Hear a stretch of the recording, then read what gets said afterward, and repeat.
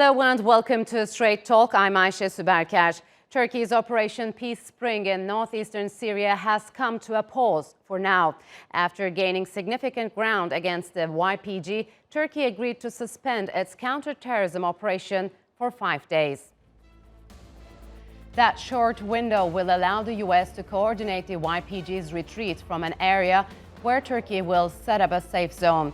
A closed-door meeting between President Erdogan and U.S. Vice President Mike Pence led to the agreement. The deal will not only see the YPG's withdrawal from Turkey's border regions, but the terrorist group will also have to abandon its weapons and dismantle its fortifications.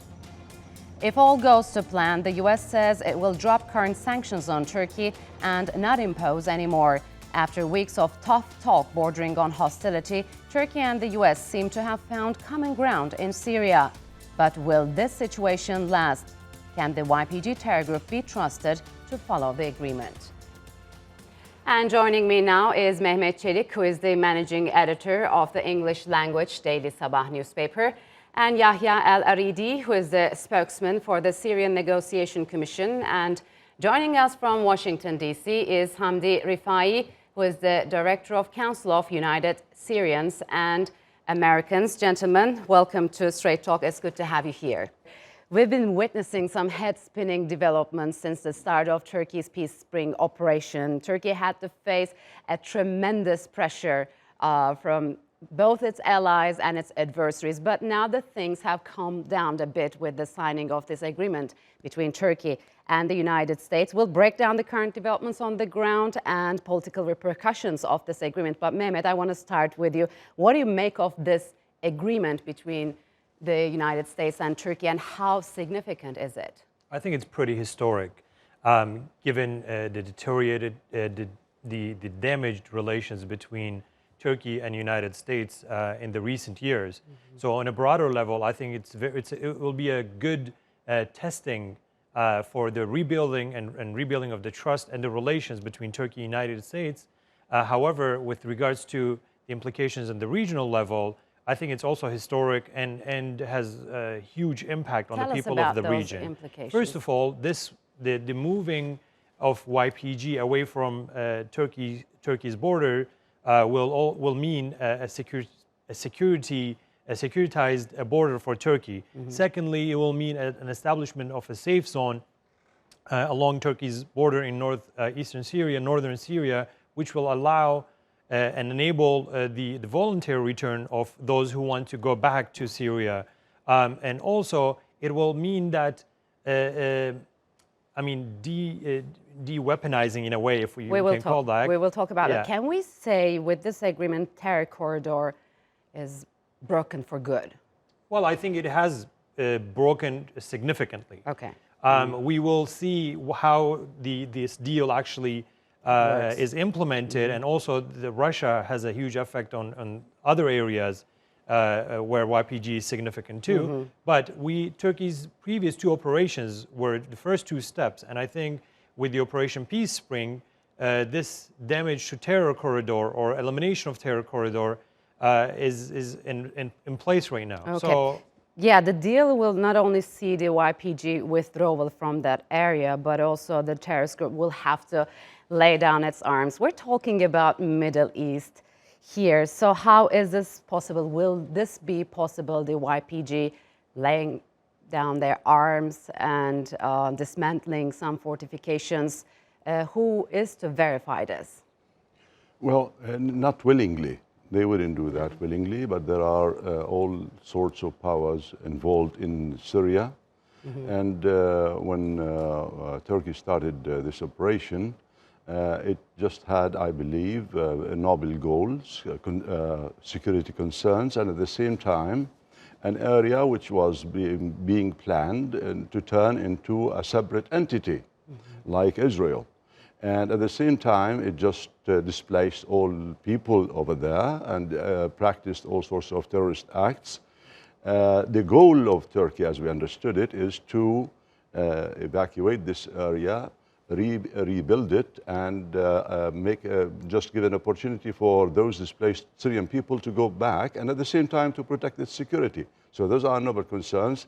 First of all, they were misunderstood, and that's why Turkey was attacked severely at the beginning, critically, by all those who suddenly woke up and realized that there is a problem or there is targeting of Syria when they saw half of the country destroyed, half of the people displaced, hundreds of thousands in jail, and they were not concerned. But suddenly they turned into protectors of Syria, and that's why you notice this flood of attacks. And now it is up to the United States in order to give them the real orders, in order to be disarmed, in order to evacuate the area and give the indigenous population a chance to go back and rebuild their lives. Yeah, let's talk about the indigenous population. Hamdi, I want to turn to you. YPG terrorists backed and armed by the United States, now they're actually abandoned, made tremendous changes to the region's demography, and in a way, they expelled the Arab tribes there. But now, as we see, they're allied with the regime. So tell us if you are surprised and what is next for the region. If you don't mind, I'd just like to take one step back, because I think there's a fundamental disagreement about what this agreement with Vice President Pence means. This agreement with Vice President Pence has very little to do with actual facts on the ground. In fact, there are reports that the fighting continues in Ras Al Ain, and the YPG has no intention of living up to this agreement. And the Assad regime and Russia has explicitly said that they have no agreement with this regime, with this agreement. So this agreement was more about Turkey's relationship with the United States. This was a face-saving measure to allow Turkey and the United States to have a forward-moving relationship. President Trump needed this domestically. President Erdogan was very smart and understood this, and so he gave him something. Because the optics of the United States bombing and destroying their own equipment would have been way too much for the United States to continue a relationship with Turkey. So you say YPG will not abide by this agreement? They already are not abiding by it. They've already broken the agreement. There is fighting currently going on in Ras Al Ain. So for us to think that this agreement is anything but a means to salvage the relationship between Turkey and the United States, I don't think is realistic. But there's also this Russian factor. We know how Turkey and Russia cooperate on that. We see the YPG terrorists now allying with the Syrian regime, which is naturally backed by the Russians. So isn't there a bit contradiction? No, Russia is as much a threat to Turkey as anything is. If Russia has too much control over this, then Turkey is going to be unable to assert its own national interests. The fact of the matter is that historically, Turkey and the United States have been allies. Turkey is a member of NATO. It needs NATO. NATO needs it. America has nuclear warheads in Turkey for a reason. Not only for its own interests, but also for Turkey's interests. Okay. Turkey and America need to be allies, and this was a big mistake by the United States to partner with the YPG as the PKK. So I'm going to have to turn to Mehmet. Mehmet, Hamdi was saying that YPG will not listen to this agreement, and this agreement is just a face-saving agreement that the Turkey-US relations will go forward. Would you agree on that? Well, about a couple hours ago, President Erdogan actually said that these rumors are not true. At least he bases his information on Turkey's National Defense Ministry. However, if that's the case, I mean, that will be something that the United States will also have to deal with. It has really, Turkey is doing its part, but the backers of the YPG are in Washington. So that's something that they will have to deal with. Ensure that the YPG abides by that to diminish the already the damage already in place between Turkey and the United States. I mean, we know that these 5 days are very crucial and very significant for Turkey and U.S. relations, because Turkey has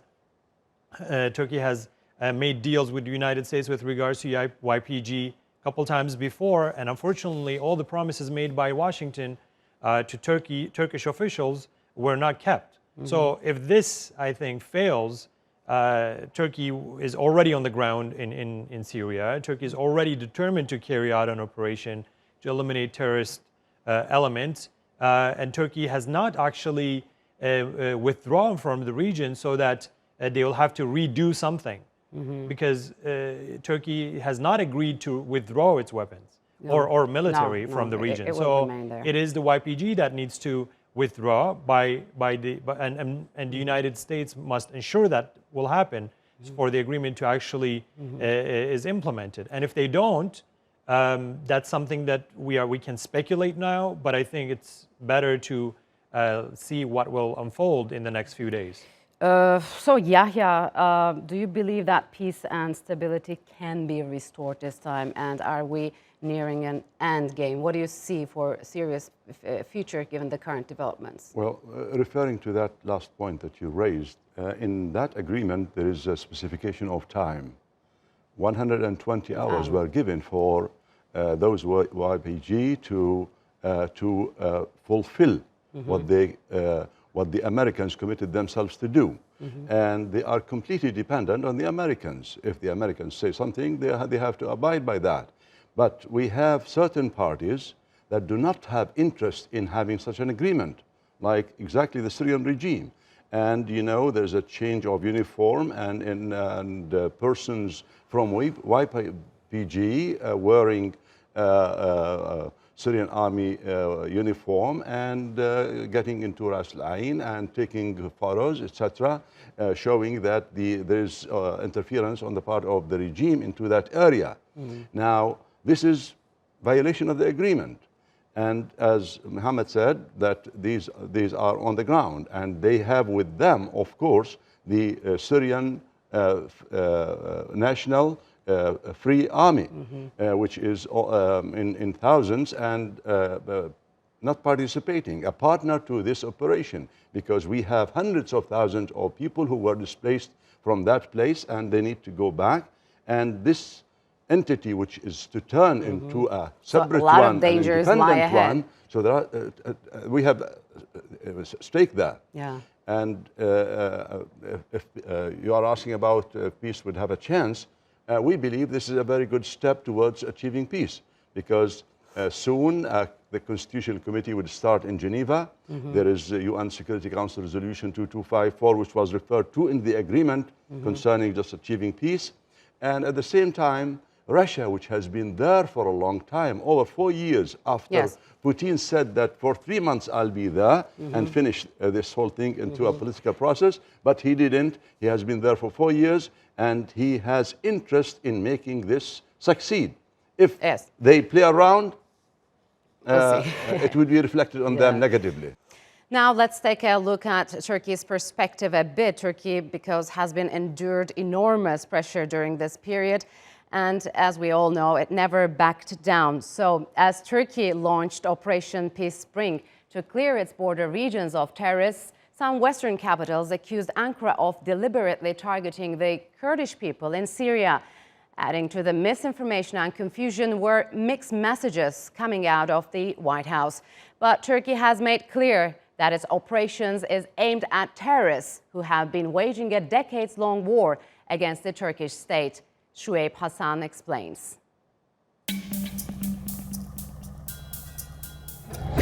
Ankara says its latest operation in northern Syria is aimed at removing the YPG, the Syrian branch of the PKK terror group. It's led to an outcry in Western capitals.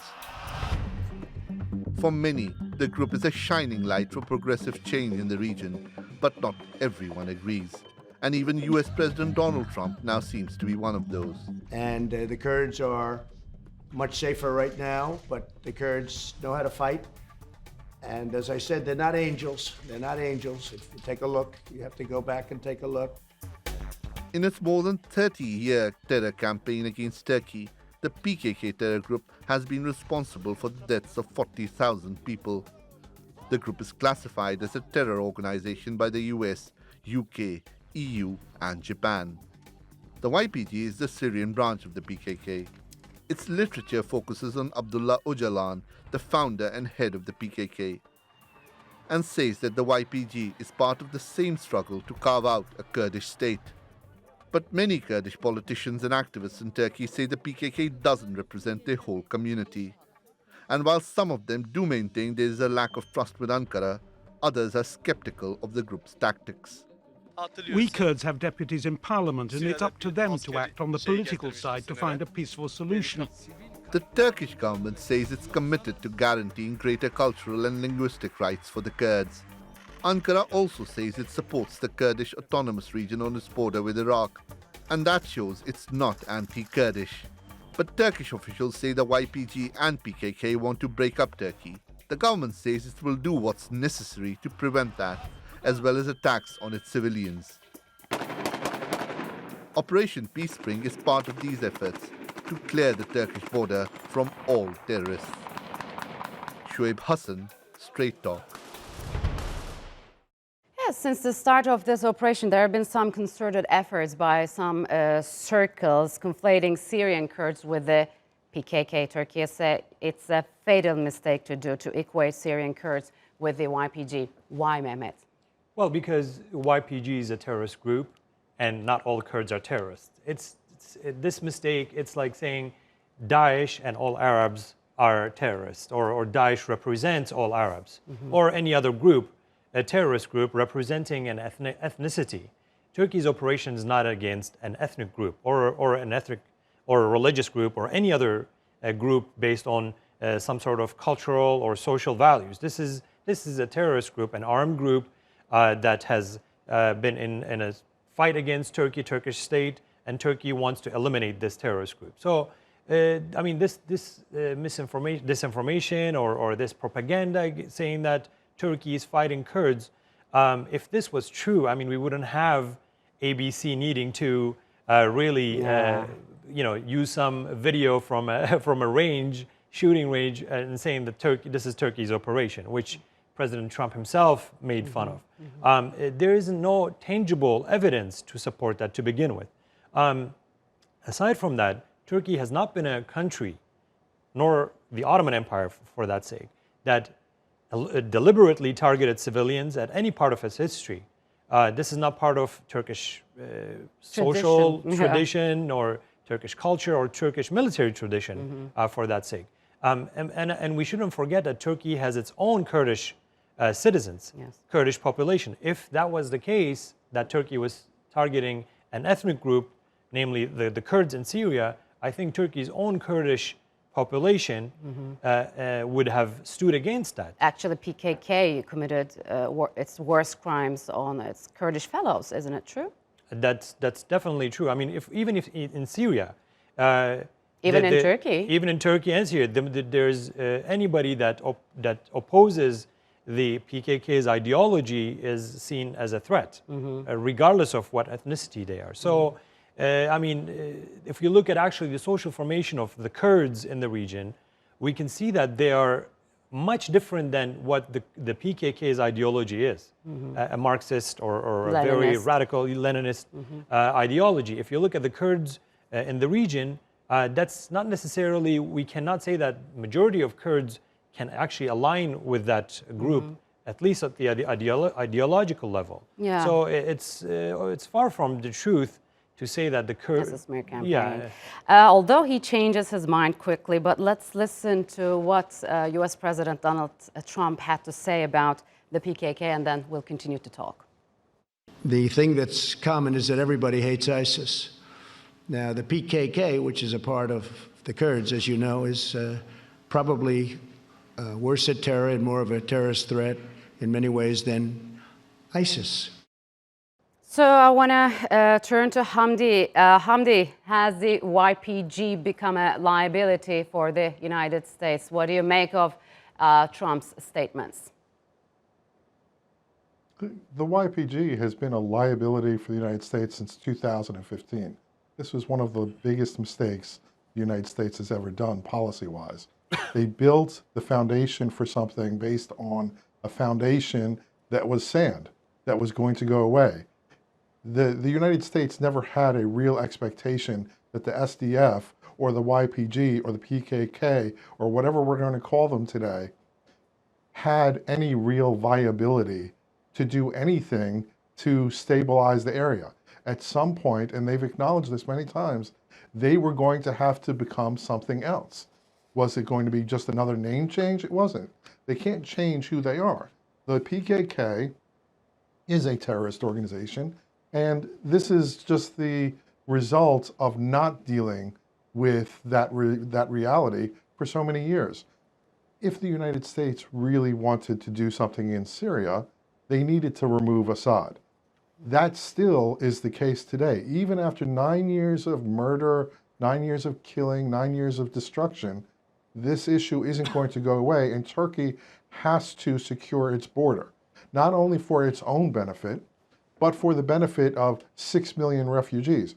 We have 50% approximately of the population of Syrians either in exile, in refugee status, or internally displaced. Yes.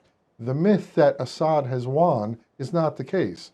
For Turkey's benefit, for Syria's benefit, for the world's benefit, the problem in Syria has to come to a conclusion. Yes. And that's not going to be diplomatically, unfortunately, as we've seen. So, Yahya, who is the winner here? And do you believe in the shortcoming feature Assad will be removed?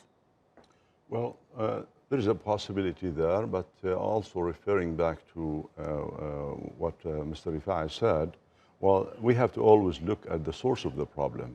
The source of the problem for the past 9 years is that a regime that couldn't tolerate the scream for freedom or a little bit of reform in a country, he resorted to labeling them terrorists, Syrian people.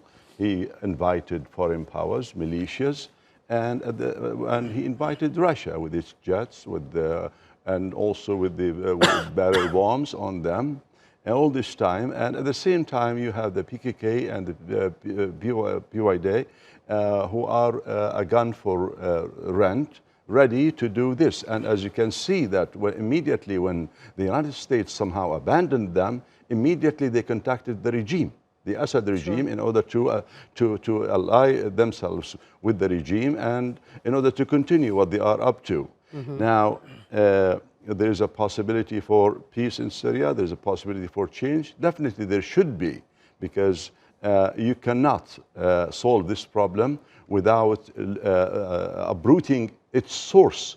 The source for this, being here, Assad? The source and the practices and all those militias that came into Syria. As Syrians, we do not want any foreign forces to be on our land, and we want our people to go back to, and for Syria to come back to life again.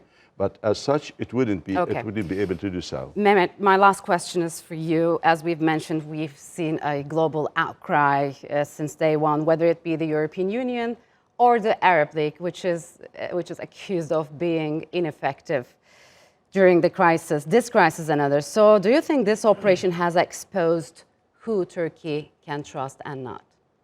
Well, in international relations, you can't really trust anybody to begin with. You build relations with other countries, with other states, based on what serves your interest. And I think when we look at the Arab League, for example, or those countries that are leading the Arab League, we can see that there is definitely a contradiction between what they say and their actions to begin with, namely what Egypt does, for example, or what Saudi Arabia does in Yemen. I mean, people are dying of starvation, let alone European the countries bombing. back and arm Libya's warlord, right? Aside from that, I mean, even just their approach to the refugee crisis exposes, the reality of European Union or European countries in general to any crisis around the world.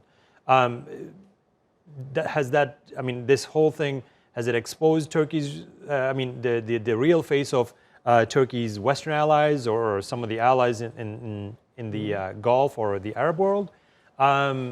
I think Turkey already knew most of these. And I mean, this is not the first time that European countries have let down Turkey. I mean, European Union and Turkey's relations date back to many decades. Yes. I mean, just simply if we look at the accession period, we can see that sincerity and genuinity level in European Union's relations with Turkey. So, I mean, the history repeats itself many times, I think. All right. I'm afraid we have come to the end of our panel. Gentlemen, thank you very much for joining me on Straight Talk.